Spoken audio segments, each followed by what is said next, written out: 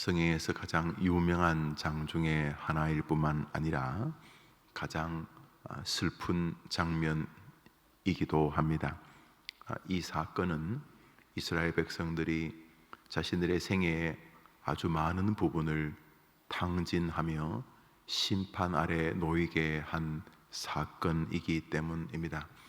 사람이 한 생을 살면서 자비 아래 놓인다든지 하나님의 긍휼, 사랑 안에 놓여야 되지, 하나님의 진노 아래 놓이는 것은 정말 불행한 인생 아니겠습니까? 하나님이 내가 뭐 해줄까? 내가 뭐 도와줄까? 봤냐?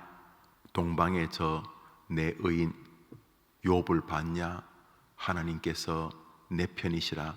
이렇게 하나님의 사랑과 자비, 긍휼의 시선 아래 인생이 있어야지 저놈 저걸 내가 어떻게 괴롭힐까, 저주할까, 이런 판단 아래 놓이는 것은 정말 불행한 인생 아니겠습니까?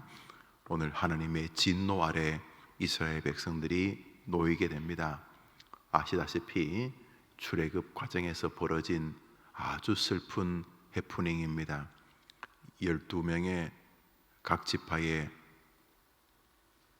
똑똑한 이들을 뽑아서 40일 동안 자기들이 들어갈 가나안 땅을 정탐하고 돌아오게 합니다.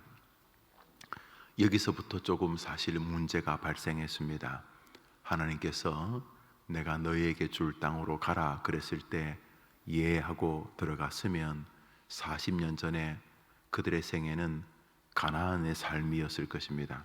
생활하는 것도 젖과 꿀이 흐르는 곳에서 생활하는 것도 여리고성을 무너뜨렸던 하나님의 능력을 믿는 믿음이 삶의 색채가 되었겠지만, 그들은 세상의 모든 사람들이 하는 돌다리도 두드려보고 가자 이런 걸 내세워서 가긴 가더라도 가나안 땅을 한번 정탐하고 갑시다 이렇게 말하자 내심 마음이 조금 불편했던 모세 역시 그거 좋겠다 동의를 하고 하나님께 아뢰입니다.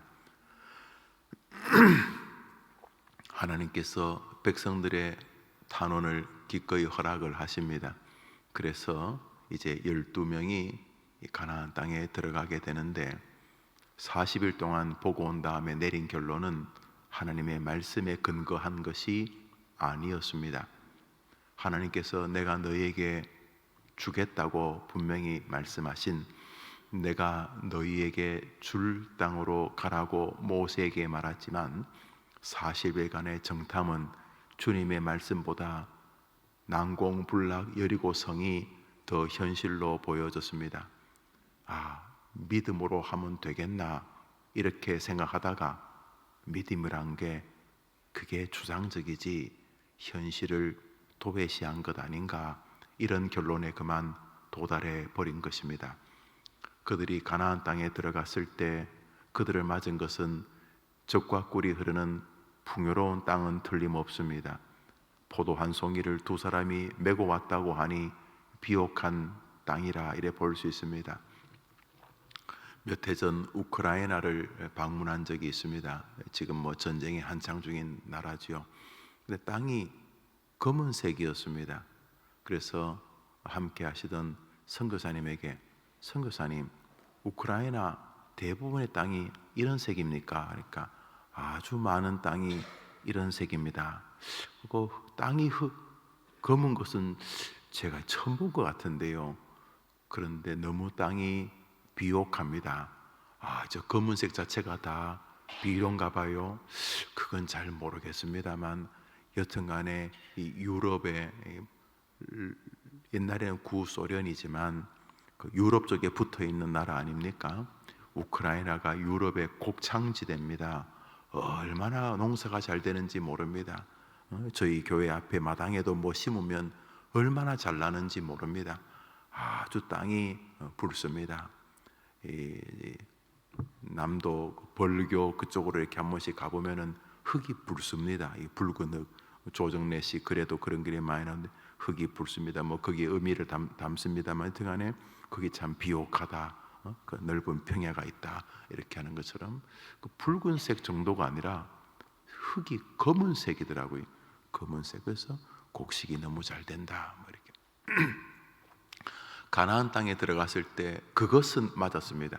젖과 꿀이 흐른다는 말은 농사를 그냥 씨만 뿌리면 30배, 60배, 100배, 1000배, 10,000배가 열리는 그거는 맞는데 나머지는 안 됩니다. 우리가 군인도 아니지 않습니까? 400년 가까이 종살이 하다가 여기 와가지고 우리가 뭐 칼싸움을 합니까? 활을 쏴본 적이 있습니까? 우리 무기라는 게 지팡이, 막대기, 나무 짝대기 잘라서 온 거 이런 건데 그 여리고성은 이 나무 짝대기로 무너질 성이 아닙니다. 들어봤더니 벽 두께가 뭐 돌로 쌓았는데 벽 하나가 2m, 2m, 두께가 2m. 우리나라 건물 가운데 벽 두께가 2m 건물이 있을까 모르겠는데요. 여리고성은 2m가 2개였습니다. 그러니까 벽 두께만 4m인데 흙으로 만든 4m가 아니라 바위를 깎아서 만든 4m이기 때문에 여리고성은 건립된 이후로 한 번도 정복된 적이 없는 성이었습니다.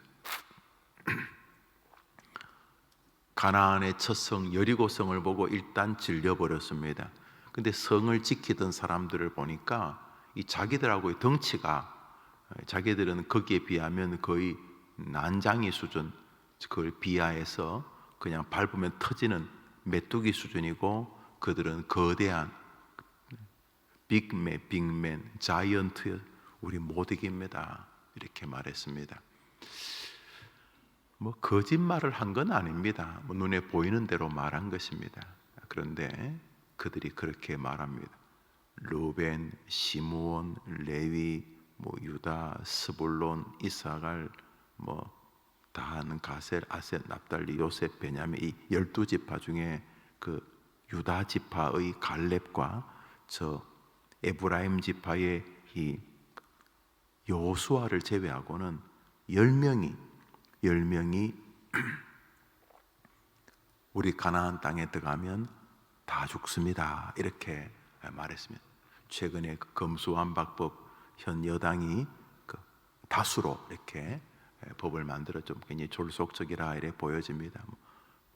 그것이 역사적으로 어떤 평가를 받는 것은 잘 모르겠습니다만 좀 서둘렀다 하는 느낌을 받고 또 다수의 힘일 수도 있고 또 민주주의는 또 다수를 강조하니까 다수의 폭거일 수도 있고 그것이 좋은 법이라면 다수의 승리일 수도 있고 여튼간에 다수결을 했는데 10대 2가 된 거지요. 그러니까 10명이 우리 가면 다 죽습니다 이렇게 말했습니다.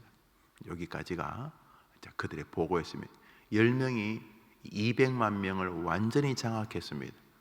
좋은 소식은 한 4명이나 5명 중 가면 그친답니다.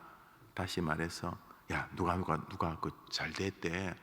그 친구 그 인격이 인품이 훌륭하더니 역시 그래. 이런 좋은 소식은 한 사람, 두 사람, 세 사람, 네 사람 중 가면 흐지부지 뭐 좋으면 감사하지 뭐 지나 좋은 거지 뭐 이렇게. 그런데 있잖아 그 사람 그 겉은 그런데 속은 아주 그 은큼하고 호박씨 까고 그 나쁜 놈이래. 이런 다른 사람에게 비난적인 소식은 최소한 8에서 9단계를 거친다는 게 나쁜 소식이 더 빨리 이렇게 전달되는 건 인간의 죄성과 연관된 것 같아요.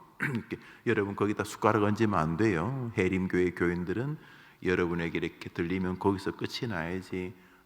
김권사 너만 알아 그러면서 또 이렇게 자꾸 퍼지면 하나님의 그 지혜로운 사람이라 보기는 어려워요.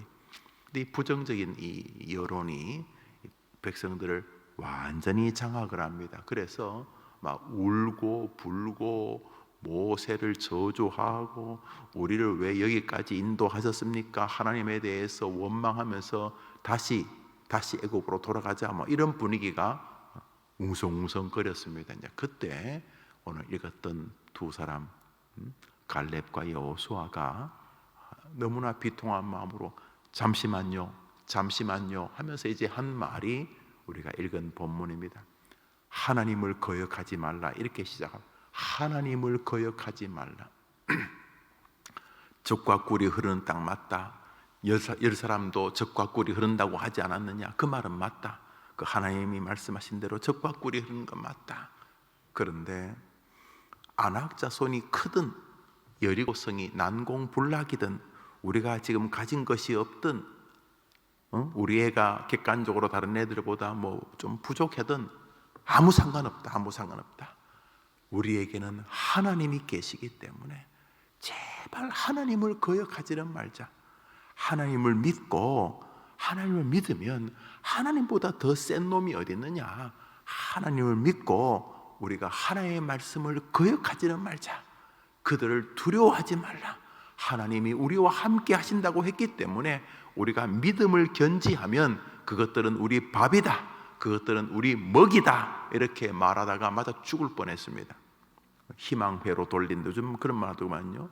뭐 희망회로 돌린다. 뭐 희망 고문이다. 뭐 이러면서 이미 불신과 이 부정적인 마음에 경도된 이스라엘 백성들이 옆에 있는 돌멩이 들고 여호수아, 갈렙, 모세까지 때려 죽이려고 돌을 던지려고 할 때에 하나님이 하늘에서 개입하셨습니다. 아마도 우레 같은 것 아니었겠나 싶습니다. 하늘에서 그냥 이스라엘 백성 그 앞에 천둥과 번개를 치신 것 같습니다. 돌멩이 들고 있다가 자기들이 여호수아 갈렙을 비난하고 말은 안 했지만은 여호수아 갈렙의 지도자인 하나님을 향하여 비난하고 막 그러려고 하는데 하나님이 개입하셨습니다. 10절을 제가 읽겠습니다. 온 회중이 그들을 돌로 치려 하는데 그때의 여호와의 영광이 회막에서 이스라엘 모든 자손에게 나타나시니라. 그리고는 하나님께서 친히 말씀을 하셨습니다. 그 말씀은 여호수아와 갈렙을 제외한 그렇게 불신에 의하여 말하고 판단했던 사람들을 징계하시겠다 하는 것입니다. 이 사건은 뭐 주일학교 출신들이라면 아주 잘 아는 내용입니다. 용판에 그림을 붙여가면서 어린 시절 설교하시는 전사님, 목사님 말씀을 기억하실 것입니다. 여호수아, 갈렙으로 대표되어지는 이 두 사람이 눈이 없었겠습니까?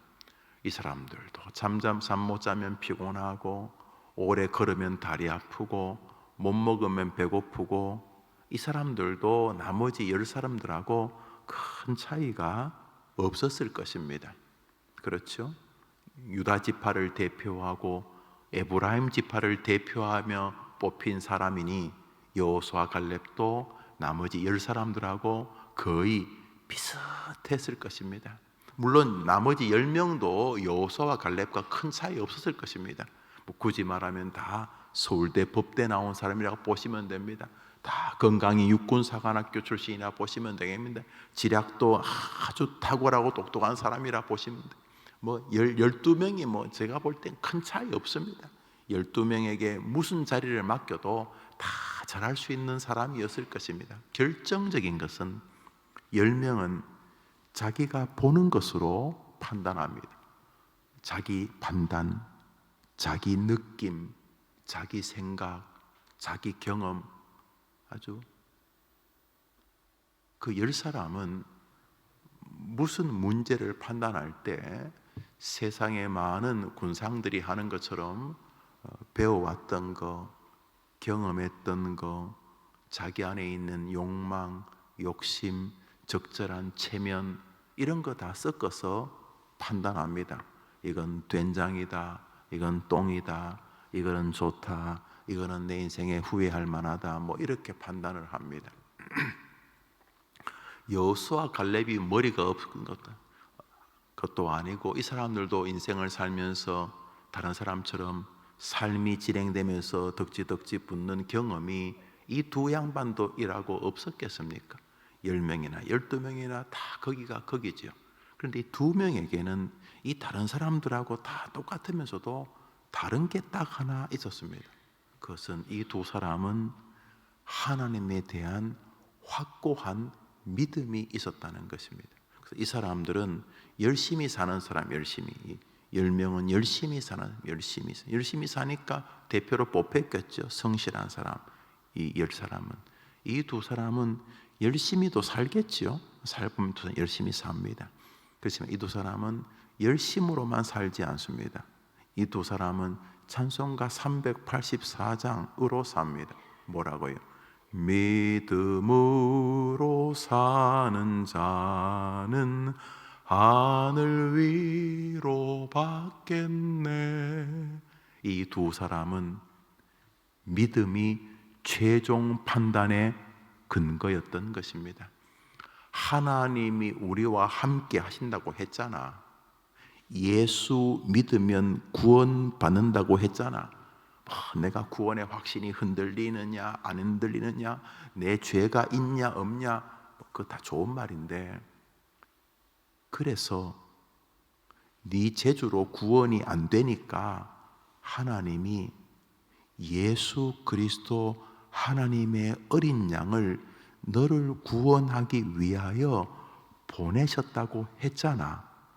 예수님을 믿는 길 외에는 구원받는 길이 없다고 했잖아. 거기 뭐 내가 착하냐 안 착하냐, 내가 안 착하니까 구원 못 받은 것 같아, 그래 뭐 다 좋은 이야기인데, 네가 노력해서 착해서 구원받을 것 같으면 예수님이 왜 십자가에 죽는데? 개죽음이잖아. 김영우가 목사 노릇 열심히 해서 조금 착한 일 해가지고 구원받을 것 같으면 예수님을 십자가에 죽인 것은 하나님의 판단 미스잖아. 미스. 우리가 착한 일에서 구원받을 가능성이 0.00000000001%라도 있으면 예수님 안 죽지. 그건 진짜 개죽음이지. 성자의 개죽음, 말이 안 되는 거지. 천하 만민에게 구원 얻을 방법이 없었기 때문에 예수님을 주신 줄 믿으면 한번 아멘 해보십시오. 여기 무슨 여러분의 판단이 필요합니까? 여러분 경험이 필요합니까? 여러분 느낌이 필요합니까? 하나님의 말씀에 대한 믿음을 깨닫는 순간 회심이 일어납니다. 루터가 500년 전에 체험했던 예수를 믿는 믿음으로만 사람이 구원을 받는구나. 수천 년 전 10명은 아직도 나 괜찮다고 말하고 있었던 것입니다. 우리 생각에는, 내 판단에는, 내 경험에는 우리 가나안 땅 가면 다 죽는다 그러고 있었던 것입니다. 무서운 게 바로 이 다수결의 법칙입니다. 인간들이 하는 짓이 다 엉망이니까 그래도 인간들이 노력을 해서 오류를 줄이는 방식을 찾아낸 정치 제도 중에 하나가 민주주의입니다. 이 데모크라시가 그 나쁜 것은 아닙니다. 그러나 거기 맹점이 있습니다. 다수가 결정하면 진리라고 하는 아주 무서운 맹점이 있습니다. 그래서 기독교가 이 다수결을 말하고 있는 공산주의가 제일 싫어하는 존재입니다. 왜냐하면 기독교는 다수결로 하는 존재가 아닙니다.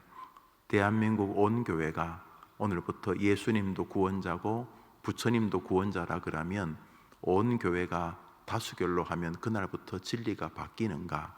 그렇지 않기 때문입니다. 그리스도인들은 다른 사람의 의견을 애써 무시하지는 않지만은 그렇게 비중 있게 두지도 않습니다. 그렇지 않습니까? 10명이 말했지만 진리는 2명에게 있었던 것입니다. 2명이 뭐라고 그랬는데요? 믿음으로 하자는 것입니다. 하나님을 거역하지는 말자. 저는 여러분에게 먼저 구원에 대한 믿음을 점검해보는 아침 되기를 바라는 것입니다. 여러분의 구원을 여러분의 내면에서 찾으려면 길을 잃을 것입니다. 좀 착한 것 같으면 구원받은 것 같고, 아내나 남편에게 좀 함부로 대하면 구원받지 못한 것 같고, 계속 그러면은 10사람하고 비슷한 것입니다. 여러분이 구원의 기쁨을 누릴 때에 하나님, 내가 이렇게 예수 믿고 이른 아침에 이렇게 말씀과 기도로 하루를 열 수 있는 특권 주셔서 감사합니다. 내게 이 구원의 기쁨을 주셔서 감사합니다. 매주일 예배를 드릴 때마다 황홀한 은혜 주셔서 감사합니다. 이렇게 구원의 기쁨을 누릴 때 감사할 뿐만 아니라 때로는 영혼의 암흑의 시간을 지날 때 하나님도 멀리 계신 것 같고 죄는 늘 가까이 있고 내 실상을 드러내면 진짜 나는 사회에서 교회에서 매장될 것 같은 내 안의 내면의 죄를 진지하게 보고 내게 있는 것은 오직 껍데기와 외식, 가식, 가증스러우며 가득하다는 것을 인지할 때, 영혼의 수렁에 빠졌을 때, 그때 구원의 확신이 흔들릴 때, 그때 잠시 생각해 보는 것입니다. 야, 목사인 내가, 이 집사 장로인 내가, 야, 이게 뭔가? 이야, 나는 정말 안 되는 인간이구나. 그 순간 성경을 믿는 사람이라면 하나님 왜 예수님을 보내주셨는지 알 것 같습니다. 내 점수가 이 정도입니다. 남들은 나보고 아이고 목사님, 아이고 장로님 그러는데 내 점수는 똥입니다. 하나님, 너무너무 부끄럽고 죄송합니다. 지금 나는 하나님의 구원의 커트라인을 댄다면 저는 과락입니다. 저는 빵점입니다. 저는 F입니다. 그래서 예수님을 보내주셨구만요. 나의 이 한없는 초라함, 이 영적 가난함, 이 비참함, 오 하나님 감사합니다. 예수님 아니면은 진짜 구원의 길이 없는 게 저이구만요. 기독교인은 구원의 감격의 시간이나 구원의 절망의 시간이나 예수님만이 구원자인 것을 말씀으로 믿음으로 고백하는 사람인 줄 믿습니다. 이걸 이해 못하기 때문에 알미니안주의적 교단들이 나오는 것입니다. 칼빈주의 교리가 왜 정교하고 위대하냐 하는 것은 그것이 성경적이기 때문인 것입니다. 10명과 2사람을 나누는 것은 학벌, 학문, 판단, 형편, 세상이 아닙니다. 10사람과 2사람을 나누는 것은 믿음입니다. 그러므로 해림교회 주일학교, 지난주에는 주일학생들이 한 20명 나오던 기억나시죠? 20명 전교 20명 40명 조금 복원되니까 70명 다 합쳐서 영아부부터 고등부까지 합쳐서 80명, 90명, 100명 하더니 지난주에 아직도 3분의 2 정도도 채 복원이 안 됐습니다만 지난주에 주일 학생들이 400명이 넘게 나왔습니다. 아이들의 이름을 하나하나 제 방 앞에 있는 아이들 이름 하나하나 부르면서 기도하면서 출석한 아이들, 출석하지 않는 부모 이름은 제가 잘 몰라도 이제 애들 이름은 어렴풋이 압니다. 부모는 내가 얼른 잘 모르요. 세신자들이 많이 오시니까. 근데 우리 애들 이름은 제가 계속 지금 제 방 앞에 있는 게 한 600-700명 있는데 그 아이들 이렇게 외우다 보니까 그 아이들 이름은 이제 눈에 익습니다. 그 아이들에게 뭘 가르쳐야 되냐면 국영수가 아닙니다. 이 아이들이 가르쳐야 될 것은 믿음입니다. 믿음이 있으면 그 아이들은 공부하게 됩니다. 그 아이들은 자신의 삶을 하나님이 주셨다고 기대하게 되는 것입니다. 우리 아이들이 10명처럼 살기를 원하십니까? 10명은 각 지파의 두령으로 뽑히는 수준입니다. 다른 사람들이 인정했으니까 뽑아줬겠죠. 그거 뻥입니다. 뻥입니다. 지금 국회에 호들갑을 떠는 사람들이 다 학벌 좋습니다. 거기 율사들, 변호사들, 검사 출신들 버글버글거립니다. 존경합니까, 여러분? 국민의 대표라고 인정합니까, 여러분? 지금 뭐지, 저게? 저 사람들은 애들한테 부끄럽지 않나? 이런 생각 안 드십니까? 여튼 간에 부모님들이, 우리 해림교회 주일학교 보내는 그 부모님들의 꿈이 10명, 12명처럼 각 지파에서 군계 일학으로 뽑히는 것이 목표면 안 됩니다. 뽑히면 뭐합니까? 10명이 나라를 망해버리잖아요. 여러분의 자녀들이 믿음의 아이들이 되도록 기도하시는 부모님, 조부모님들 되시기를 축복합니다. 우리 교회 요셉 총무는 바로 그걸 가르칩니다.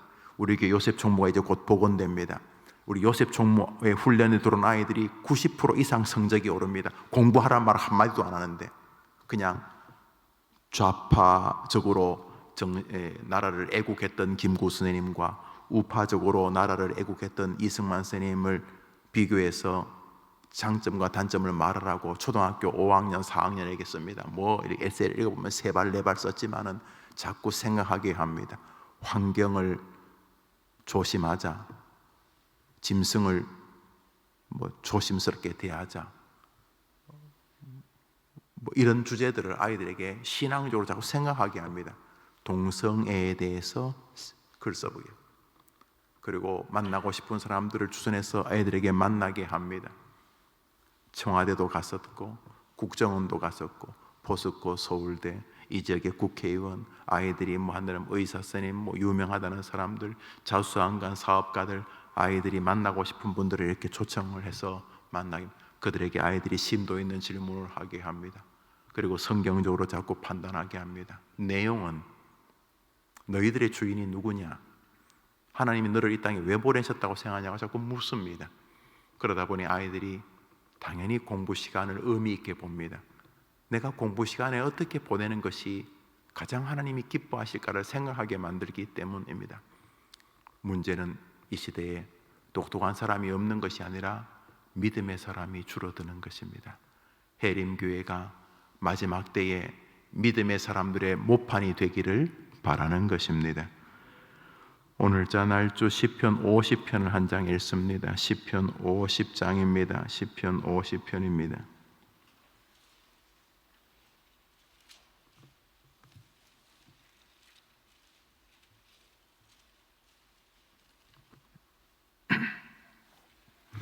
(1절) 읽습니다. 1절입니다. 읽읍시다. 시작. 전능하시니 여호와 하나님께서 말씀하사 해두는 데서부터 지는 데까지 세상을 부르셨도다. 이 사람은 세상의 주관자가 전능하신 하나님이라고 시작합니다. 한번 따라합시다. 전능하신 하나님. 제가 전능하신 하나님이 이 해림교회를 이끈다고 믿으면 세상에서 가장 든든하고 자신 있는 목회를 하는 목사가 될 줄 믿습니다. 아니, 전능하신데, 김영우의 하나님이 전능하신데 이 교회가 어떻게 잘못된다는 말입니까? 제가 그렇게 믿는다면 말입니다. 우리 교회 초등학생부터 연만하신 어르신까지 우리 해림교회의 주인은 전능하신 하나님이라고 믿으면 넘어지지 않고 넘어지더라도 또 일어서게 될 줄 믿습니다. 전능하신 하나님이 자기 아버지라고 진짜 믿는데 어떻게 거지일 수가 있습니까? 밑으로 내려가 15절을 읽습니다. 15절입니다. 시작. 환난 날에 나를 부르라. 내가 너를 건지리니 내가 나를 영화롭게 하리로다. 할렐루야. 한번 따라합시다. 환난 날에 나를 부르라. 언제 부르라고요? 그러니까 예수 믿는 사람에게도 환난 날이 있다는 말입니까? 없다는 말입니까? 아니, 환난 날도 없는데 하나님께서 환난 날에 나를 부르라면 이 말이 안 되는 거 아닙니까? 그러니까 여러분이 성경의 말씀을 믿으면 여러분의 삶에 환난이 오는 건 벅차긴 하지만은 하나님 안에서는 조금도 이상한 일이 아니지 않습니까? 어떤 이단들은 예수 믿으면 만사 오케이라고 하는데 그 거짓말인 거 아시죠? 왜 거짓말입니까? 예수님도 이 땅에서 만만치 않은 삶을 사셨습니다. 히브리서 기자가 예수님의 기도를 어떻게 표현합니까? 이 땅에 계실 때 심한 통곡과 눈물로 하나님께 간구했다고. 심심해서 심한 통곡을 흘리셨겠, 말이 안 되는 거죠. 바울의 생애가 환난의 연속 아닙니까? 아브라함, 이삭, 야곱, 요셉, 도대체 누가 환난이 없었습니까? 소천하신 홍성기 목사, 오늘 점심때 원로 목사님 사모님과 식사를 하기로 했는데 그 어른은 목회가 늘 양탄자 위에서 박수만 받으면서 목회하셨겠습니까? 제가 올해로 30년이 되었습니다. 전도사 시절을 시작하고 대학을 졸업하고 신학대원에 간 지 30년이 되었습니다. 30년 동안 목회하는 동안 물론 과분한 은혜를 입었습니다만 환난이 없었겠습니까? 여러분의 인생은 고난이 없었습니까? 자다가 애 때문에 벌떡 일어나서 가슴 아리 한 적 없었습니까? 돈 때문에, 건강 때문에, 다른 사람의 여러 가지 오도된 상황 때문에 아픈 적 없었습니까? 오늘 본문이 뭐라고 말합니까? 예수 믿어도 환난 날이 있다는 것 아닙니까? 그런데 가만히 있지만은 말라는 것 아닙니까? 우리 한번 따라해 볼까요? 환난 날에 나를 부르라. 내가 너를 건지리니 내가 나를 영화롭게 하리로다. 이 믿음에 굳게 서게 되기를 축복합니다. 이것을 그대로 여호수아와 갈렙에게 대입해 보십시오. 환난 날입니다. 안악 자손은 크고 여리고성은 난공불락입니다. 환난 날이 맞습니다. 그렇지만 그 환난보다 더 센 분이 우리 하나님이시니 하나님을 거역하지는 말자. 하나님을 믿고 걸어가자. 이것이 오늘 여러분의 삶이 되기를 바랍니다. 우리는 믿음으로 삽니다. 우리가 현실을 부정하지는 않아요. 그렇지만 진짜 현실은 하나님의 힘인 줄 믿습니다. 이건희 회장이 살아계실 때 지갑을 여니까 21만 원인가 11만 원인가 8만 원인가 있었다고 그래요.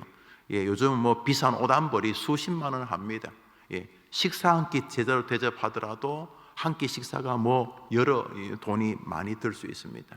그런데 우리 가운데 이건희 회장의 지갑에 돈이 얼마밖에 없다고 해서 그 사람 가난하다고 아무도 생각하지 않습니다. 현실은 지갑에 몇만 원밖에 없는 건 맞는데 그거 현실 아닙니다. 진짜 현실은 우리나라 최고 부자라는 게 그 사람의 현실이었습니다. 우리 지갑에 지금 좀 없어, 몸이 좀 암이 있고 이래저래 좀 불편하고 자식이 조금 힘든 것은 현실인데 그거 진짜 현실 아닙니다. 진짜 현실은 전능하신 하나님이 우리 아버지란 사실인 줄 믿습니다. 우리 마지막 한 장만 더 봅시다. 오늘자 날주 히브리서 11장입니다. 오늘자 날주 히브리서 11장입니다. 1절과 2절을 읽겠습니다. 1절과 2절입니다. 읽읍시다. 믿음은 바라는 것들의 실상이요 보이지 않는 것들의 증거니 선진들이 이로써 증거를 얻었느니라. 그리고 이제 3절부터 믿음으로가 시작됩니다. 믿음장이라고 부르죠. 기라성 같은 사람이 나옵니다. 여기 보시면 믿음으로 승리한 이야기도 나오지만 믿음으로 얻어 터지면서 끝내 이 땅을 나그네로 산 사람들, 저 중반절에 가면 믿음 때문에 투옥당하고 믿음 때문에 돌에 맞고 믿음으로 톱에 아마 이사야를 말하는 것으로 보입니다. 어떤 사람은 톱에 썰렸다라고 말합니다. 톱에 어떻게 썰렸느냐?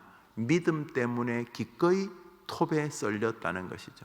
그러니까 믿음은 승리, 이 땅에서의 잘 먹고 잘 사는 쪽에도 영향을 발휘하지만 믿음은 신앙을 지키기 위하여 기꺼이 고난을 감수하는 데까지 능력을 발휘했다는 것입니다. 우리의 조상이 스코틀랜드 장로교회입니다. 우리의 신학이 스코틀랜드의 존 낙스로부터 옵니다. 제가 공부했던 그 스코틀랜드의 수도가 에딘버러인데 에딘버러에 가면 감옥이 있는데 지붕이 없어요. 벽은 다 있는데 지붕이 없어요. 그래서 거기 죄수를 집어넣고 밖에서 사람들이 지키고 있겠죠. 눈이 오고 비가 오고 북해의 바람이 눈이 오고 굶고 얼어서 죽습니다. 지붕이 없으니까 지붕이. 그런데 그 스코틀랜드 순교사라는 책들을 보면은 6살 우리 지금 우리 주일학교 6살, 8살, 12살 이런 애들이 순교합니다. 그래서 회유합니다. 그러니까 커버넌트 언약도들 있죠. 스코틀랜드에 살던 퓨리탄들을 커버넌트라 부르고 잉글랜드에 살던 퓨리탄들을 퓨리탄 청교도라고 부릅니다. 같은 정신을 가졌는데 스코틀랜드 커버넌트가 우리 장로교의 뿌리입니다. 그 커버넌트의 어린 아이들이 그 엄마 품에 아버지 품에 안겨 있는데 이제 얼어 죽죠. 아버지도 얼어 죽고 하고 맞고 굶고 얼어 죽고 하고 얼마나 춥겠습니까? 그런데 밖에서 고기를 이렇게 굽습니다. 그리고는 너희 아버지가 믿는 하나님은 틀린 것이다.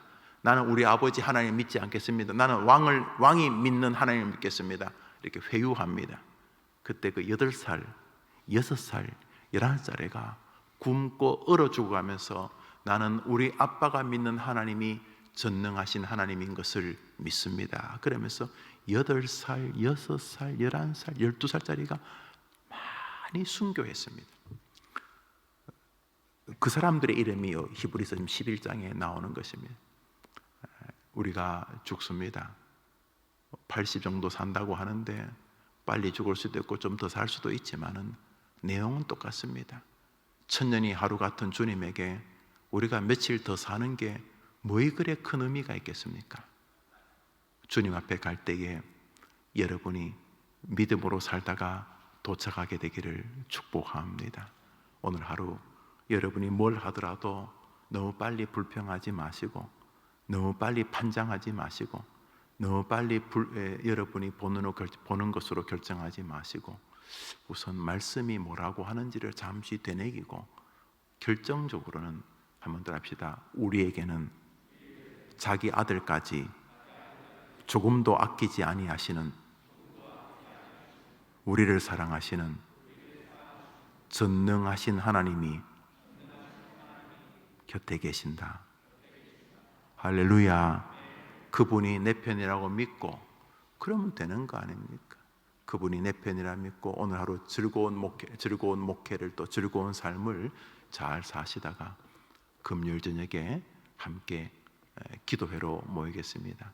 이제 코로나도 외부에서 마스크를 벗고 살 수 있으니까 영상으로 이 시간 예배하는 분들도 이제 금요일 저녁에 나오셔서 특별한 일 없으면 담임 목사가 설교하고 기도하니까 우리 나와서 5분이든 10분이든 1시간이든 10시간이든 같이 기도하게 되기를 바랍니다. 저녁에 뵐 때까지 오늘 하루 믿음으로 사는 2022년의 여호수아 갈렙 여러분 되기를 축원합니다. 주님 가르친 기도로 예배를 마치고 자유롭게 기도하며 하루를 출발합시다. 하늘에 계신 우리 아버지여, 이름이 거룩히 여김을 받으시오. 나라의 임하옵시며 뜻이 하늘에서 이룬 것 같이 땅에서도 이루어지이다. 오늘날 우리에게 일용할 양식을 주옵시고 우리가 우리에게 죄 지은 자를 사하여 준 것 같이 우리 죄를 사하여 주옵시고 우리를 시험에 들게 하지 마옵시고 다만 악에서 구하옵소서. 대개 나라와 권세와 영광이 아버지께 영원히 싸움나이다. 아멘. 우리 저 뒤에 아기 데리고 온 분, 아이를 데리고 오면 제가 한번 기도하고 싶습니다. 아이들 데리고 같이 한번 앞으로 나오시죠. 우리 다 같이 기도합시다.